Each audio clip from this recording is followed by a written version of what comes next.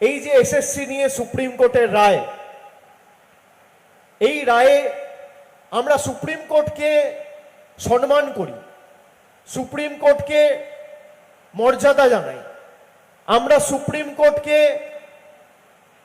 বিশ্বাস করি যে বিচার ব্যবস্থা এখনো মাথা নত করেনি এবং বিচার ব্যবস্থা নিরপেক্ষ।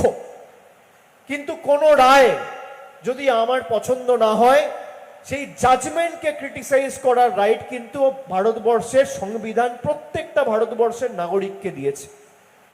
যদি অযোগ্য কেউ চাকরি পেয়ে থাকে, তার বিরুদ্ধে ব্যবস্থা হোক, তার বিরুদ্ধে তদন্ত হোক, তাকে শ্রীঘরে পাঠান, তার চাকরি যাক, তাকে টাকা ফেরত দেওয়া করান।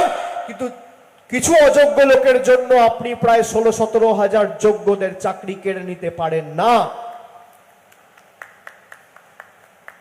আমি এখানে বিজেপির ধারাবাহিকতা দেখছি যে একজন ভুল করেছে, পুরোটা বাতিল করে দাও।